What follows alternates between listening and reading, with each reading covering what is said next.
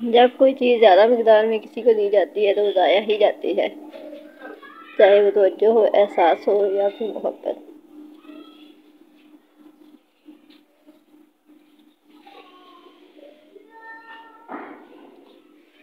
اگر ناراض ہو جائے تو منانا بری بات نہیں ہے، لیکن منانے سے پہلے یہ ضرور دیکھ لینا کہ وہ ناراض ہے یا بیزار۔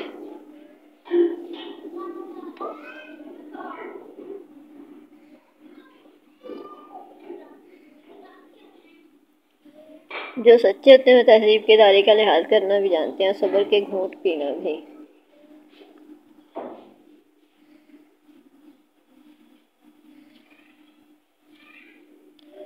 کچھ لوگ شفا جیسے ہوتے ہیں، بات کہتے ہیں تو تسکین ملتی ہے، لفظ کہتے ہیں مرہم لگتے ہیں۔ کچھ لوگ صرف لوگ نہیں ہوتے، وہ ہمارا علاج ہوتے ہیں، سکون ہوتے ہیں۔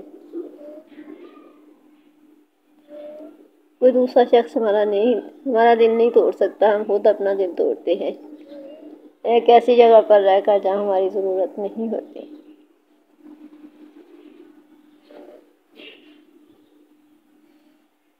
آپ کے بارے میں 10% جاننے والے لوگ دوسرے لوگوں کو 100% بتا رہے ہوتے ہیں۔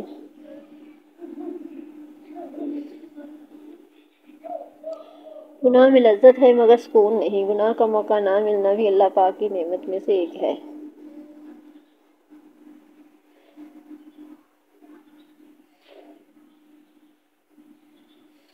روتا وہ انسان ہے جس نے رشتہ دل سے نبھایا ہو، ورنہ مطلب کا رشتہ رکھنے والوں کی آنکھوں میں نہ تو شرم ہوتی ہے اور نہ پانی۔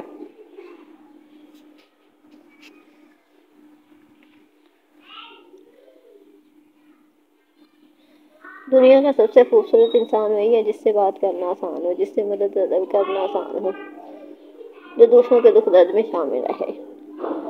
اگر آپ ایسے انسان ہیں تو یقین جانیے اللہ نے آپ کو خاص بنایا ہے۔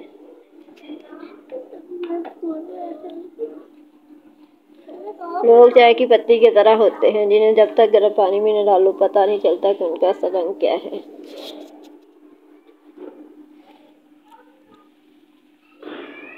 اپنوں کے ہوتے ہوئے بھی اگر انسان کو دکھ میں سہارا نہ ملے تو اسے سوچنا چاہیے کہ وہ ایسے رشتوں پر فاتحہ پڑھے یا خود پہ۔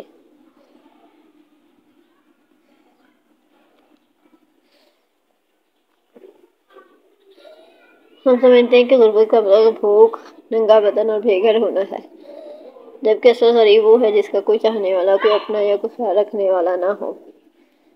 انسان خواہشوں سے بندھا ہوا ایک ضدی پرندہ ہے، امیدوں سے ہی گھائل ہے، امیدوں پہ ہی زندہ ہے۔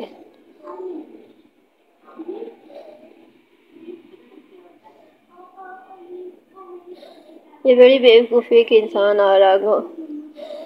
آگ اور کانٹوں کے بیچ بوئے امید رکھے کہ پھول کھلیں گے۔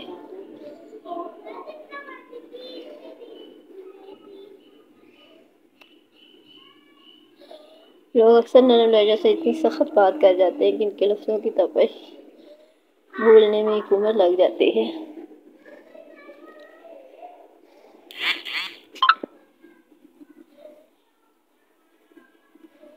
لوگ نصیحت سے نہیں ٹھوکر سے سبق لیتے ہیں، کیونکہ نصیحت اکثر ایک کان سے داخل ہو کر دوسرے کان سے باہر نکل جاتی ہے، مگر ٹھوکر سیدھی دل پر لگتی ہے۔